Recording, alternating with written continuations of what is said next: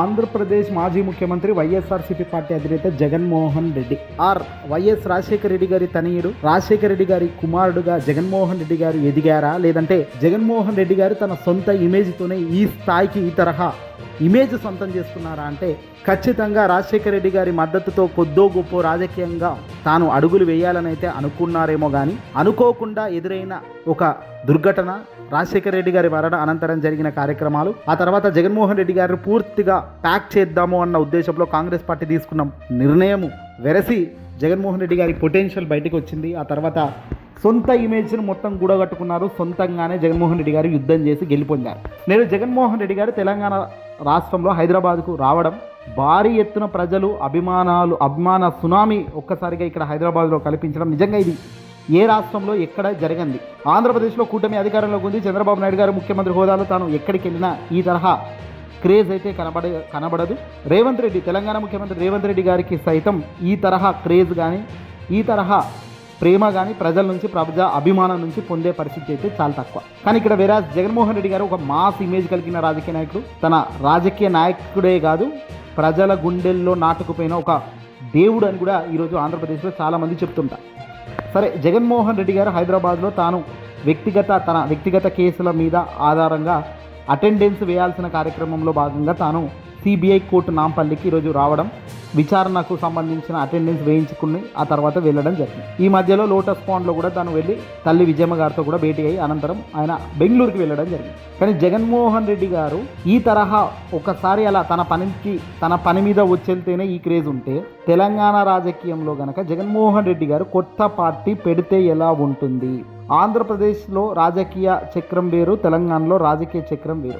ఆంధ్రప్రదేశ్లో కులాలకు సంబంధించిన ఇమేజ్ చాలా గట్టిగానే ఉంటుంది ఆంధ్ర వ్యాప్తంగా. తెలంగాణలో ఎమోషనల్ బ్యాలెన్స్ అనేది ఖచ్చితంగా వర్కౌట్ అవుతుంది. ఎమోషనల్ బ్యాలెన్స్తో కూడా అడుగులు పెడుతుంటారు, రాజకీయంగా మూవ్మెంట్ మారుతుంటుంది. ఇక్కడ కాంగ్రెస్ అధికారంలో ఉంది. ఏ కాంగ్రెస్ అయితే జగన్మోహన్ రెడ్డి గారిని ఒకప్పుడు ఇబ్బంది పెట్టిందో, ఏ కాంగ్రెస్ అయితే జగన్మోహన్ రెడ్డి గారిని జైలు పాలు చేసిందో, ఏ కాంగ్రెస్ అయితే ఏకంగా జగన్మోహన్ రెడ్డి గారిని 16 నెలల పాటు జైలు నుంచి బయటకు రాకుండా ఇబ్బంది పెట్టే కార్యక్రమం చేసిందో, అదే కాంగ్రెస్ పార్టీ ఈరోజు తెలంగాణలో అధికారంలోకి వచ్చింది. వచ్చిన అధికారాన్ని యూజ్ చేసుకునే కార్యక్రమంలో భాగంగా ఫెయిల్ అవుతూ ఉన్న పరిస్థితి కనబడుతుంది. చెప్పిన ఏవీ చేయకపోవడం, పైగా ఇప్పుడున్న రేవంత్ రెడ్డి సర్కార్ గతంలో చంద్రబాబు నాయుడు గారి దగ్గర అత్యంత సన్నిహితుడిగా పేరున్న వ్యక్తి కావడం, చంద్రబాబు, రేవంత్ రెడ్డి వెరసి కాంగ్రెస్ వీళ్ళంతా ఒక్కటే అనే వైఖరి కనబడుతుండడం, జగన్మోహన్ రెడ్డి గారికి స్కోపు తెలంగాణ రాష్ట్రంలో ఉందా? ఇప్పటివరకైతే అఫీషియల్గా కానీ ఎక్కడా కూడా జగన్మోహన్ రెడ్డి గారు మరో పార్టీ పెడతానని కానీ మరో ఇతర రాష్ట్రంలో తాను ఏదో ముందుకు వెళ్ళాలని కానీ తన ఆలోచనగా లేదు అనేది చాలా సందర్భాల్లో చెప్పుకొచ్చారు. తాను ఆంధ్రప్రదేశ్ రాజకీయాల్లోనే స్టిక్ అయి ఉంటానని, రాష్ట్ర ప్రయోజనాలే ముఖ్యమని, ఈ రాష్ట్ర ప్రజలే నాకు మేలని, ఈ రాష్ట్ర ప్రజలే నాకు ముఖ్యమని చాలా సందర్భాల్లో చెప్పుకొచ్చారు. కానీ ఇప్పుడు పక్క రాష్ట్ర తెలుగు ప్రజలు కూడా నిజంగా జగన్మోహన్ రెడ్డి గారు లాంటి వ్యక్తి మాకు సీఎంగా కావాలి అని కనుక కోరుకుంటే, నిజంగా ఇక్కడ కొత్త పార్టీ పెడితే గెలిచే పరిస్థితి ఉంటుందా తెలంగాణలో జగన్, లేదా గెలిచే పరిస్థితి ఉండదా అని ఆలోచించే ముందు జగన్మోహన్ రెడ్డి గారు ఒక సాలిడ్ ఓటు బ్యాంకు కలిగిన వ్యక్తి. అది ఆంధ్రప్రదేశ్ రాష్ట్రంలో జగన్మోహన్ రెడ్డి గారు ప్రస్తుతం 40% ఓటు బ్యాంకు కలిగిన పార్టీగా ఈరోజు అవతరించింది. చెక్కు చెదరలేదు ఓటు బ్యాంకు అక్కడ గడిచిన 10 ఏళ్ళుగా. ఇప్పుడు జగన్మోహన్ రెడ్డి గారు అధికారంలో ఉన్న, ప్రతిపక్షంలో ఉన్న తనకు 40% బేసిక్ ఓటు బ్యాంక్ అయితే ఎప్పుడు ఎవడు టచ్ చేయలేండి. ఇతర పార్టీలో ఉన్న వాళ్ళంతా ఏకమైనప్పటికీ కూడా తనను ఓడించగలగడంలో సక్సెస్ అయ్యారు ఏ ఇతర కారణాల వల్ల, కానీ తన ఓటు బ్యాంకును మాత్రం టచ్ చేసుకునే దమ్ము ఏ పార్టీకి, ఏ వ్యక్తికి లేదు అనేది జగన్మోహన్ రెడ్డి గారు 2024 ఎన్నికల ఫలితాల తర్వాత క్లియర్ పిక్చర్ అర్థమైపోయింది అందరికీ. అందుకే కూటమి ఉండాలి కదా, కూటమి ఉంటాము కదా అని వాళ్ళు కూటమిలో ఉన్న చంద్రబాబు, పవన్ కళ్యాణ్, బీజేపీ పెద్దలు చెప్తున్నారు. ఎందుకంటే కూటమి విడిపోయిందా, కూటమి పక్కకి జరిగిందా, కూటమిలోని రాజకీయ నాయకులు అందరూ కూడా ఎవరి పార్టీలు వాళ్ళు అనుకున్నారా, ఖచ్చితంగా వాళ్ళు గెలవలు, ఖచ్చితంగా మళ్ళీ జగన్కే రెట్టింపుగా ఉత్సాహంతో జగన్ మళ్ళీ అధికారంలోకి వస్తారన్నది క్లియర్గా వాళ్ళకి అర్థమవుతున్న అంశం. జగన్ ఓడిపోవాలి, జగన్ గెలవకూడదంటే మనం అందరం కలిసి ఉండాలి అనుకుంటున్నారు. ఇది జగన్మోహన్ రెడ్డి గారి అసలు దమ్ము, అసలు రాజకీయ నాయకుడికి ఉండాల్సిన గమ్యస్థానం. ఇప్పుడు ఇదే అప్లికేబుల్ చేస్తే ఆంధ్రప్రదేశ్లో కాకుండా తెలంగాణ రాష్ట్రంలో చేస్తే, తెలంగాణలో బీఆర్ఎస్ పార్టీ అత్యంత శక్తివంతమైన పార్టీ అని అంటుంటారు.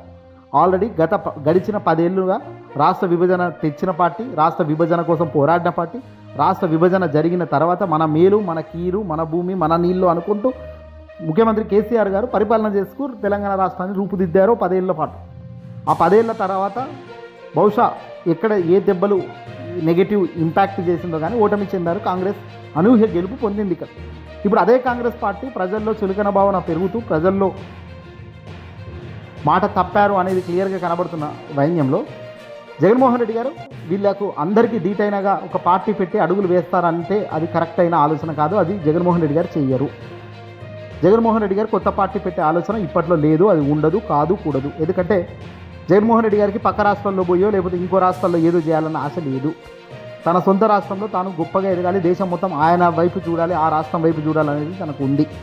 కాబట్టి తన రాష్ట్రాన్ని బాగు చేసుకునే కోసం, తన రాష్ట్రాన్ని గొప్పగా తీర్చిదిద్దుకునే కోసం, తన రాష్ట్ర ప్రయోజనాలను తన రాష్ట్ర ప్రజల మేలుకు అంకితం చేసేదానికి ఆయన ఉపయోగపడాలనుకోవడంలో ఆయన ముందుంటారు. కొత్త పార్టీ పెట్టి తెలంగాణలో అధికారంలోకి రావాలని ఉంటే కనుక ఈ పార్టీకి ఆయన పార్టీ ఎప్పుడో బలోపేతం అయ్యేది. అసలు తెలంగాణలో కూడా తన పార్టీ ఉంది, అది మొదటి నుంచి. కానీ ఆ పార్టీ కార్యకలాపాలు మూసేశారు పూర్తిగా. లేదు అంటే తెలంగాణ పార్టీకి సంబంధించి నల్గొండ నుంచి, మిర్యాలగూడి నుంచి, ఈస్ట్ నార్త్ సైడ్ నుంచి, తెలంగాణ సైడ్ నుంచి కూడా రాజకీయ నాయకుడు చాలామంది సపోర్ట్గా ఉన్నారు. ఇప్పుడు జగన్మోహన్ రెడ్డి గారు లైన్ గ్రీన్ సిగ్నల్ ఇవ్వాలి. కానీ హుటాహుటిన తెలంగాణలో కూడా ఎంత కాదనుకున్నా భారీ ఓటు బ్యాంకును కూడా కైవసం చేసుకునే పరిస్థితుల్లో జగన్మోహన్ రెడ్డి గారు నిలబడతారు. ఎందుకంటే జగన్మోహన్ రెడ్డి గారిని మెండుగా నమ్మే వాళ్ళు తెలంగాణ రాష్ట్ర ప్రజలు చాలామందే ఉన్నారు. అంత ఆషామాషి విషయం కాదు. కాబట్టి గెలుస్తారా ఓడిపోతారా పక్కన పెడితే ఒక ఓటు బ్యాంకును మాత్రం తన వైపుకు తిప్పుకునే పరిస్థితి ఉంటుంది. అది అటు తిరిగి ఇటు తిరిగి బీఆర్ఎస్కు కానీ మరే ఇతర పార్టీకైనా ప్లస్ అయ్యే పరిస్థితి ఉంటుంది. జగన్మోహన్ రెడ్డి గారు ఏది చేసినా ఒక అలైన్తో చేస్తారు, ఒక యాక్షన్తో చేస్తారు, ఒక వ్యూహాత్మకం అనేది ఉంటుంది, మేలు అనేది ఉంటుంది, వాస్తవం అనేది ఉంటుంది. ఇక్కడే ప్రజలు బాగా అటాచ్ అవుతున్నారు. ఏదైతే కోల్పోతున్నామో ఆ కోల్పోయిన దాని వైపు తాను పోతుంటాడు. నమ్మకం ఈ రోజుల్లో కలగందే ఎక్కడ సామాన్యుడిని సైతం ఎవడు నమ్మే పరిస్థితి లేని ఈ రోజుల్లో రాజకీయ నాయకులను నమ్మడం అంటే అంత ఆజామషి కాదు. అందులో ప్రజలు కోట్లాది మంది అభిమానులు జగన్మోహన్ రెడ్డి గారి విలువలకు, విశ్వసనీయత అనే పదాలకు, నిజంగా తాను నిలబడుతున్న తీరుకు ఈరోజు అభిమానం ఉంది, మాస్ యాంగిల్ ఉంది. మంచి చేశాము అని చెప్పుకోవడం తక్కువ, చేయడం ఎక్కువ అనే పద్ధతిలో జగన్మోహన్ రెడ్డి గారు తన అధికారంలో ఉన్నప్పుడు 5 ఏళ్ల పరిపాలన చూపించారు. జగన్ ఏం చేస్తాడో, ఏం అనుభవం ఉందన్న వాళ్లకు ఇదిగో ఇదిరాబై అనేది చూపించారు. ఈరోజు ఆ పరిపాలన లేదు కాబట్టి తెలంగాణలో కూడా ఆ క్రేజ్ ఉంది. ఈరోజు ఆ పరిపాలన అన్యాయంగా పోయింది కాబట్టి ఈరోజు ఎక్కడికి వెళ్ళినా అభిమానం వస్తుంది. కాబట్టి చంద్రబాబు నాయుడు కానీ, తెలుగుదేశం పార్టీకి సంబంధించిన వ్యక్తుల్లో ఎవరైనా కానీ, లేదంటే బీజేపీ కానీ, జనసేన కానీ, పక్క రాష్ట్రమైన తెలంగాణలో ఉన్న ఏ రాష్ట్రంలో ఉన్న ప్రజలు కానీ, ఏ రాష్ట్రంలో ఉన్న ముఖ్యమంత్రులు కానీ, జగన్మోహన్ రెడ్డి గారికి ఒక విలక్షణమైన తనం, ఒక గొప్ప రాజకీయ నాయకుడికి ఉండాల్సిన లక్షణాలు బలంగా మెండుగా ఉండడం వల్లే జగన్మోహన్ రెడ్డి గారికి విపరీతమైన ప్రజాదరణ కలిగి ఉన్న రాజకీయ నాయకుడు. అది దేశంలో ఏ తరహా ముఖ్యమంత్రికి కూడా ఈ తరహా ప్రజాదరణ అనేది లేదు.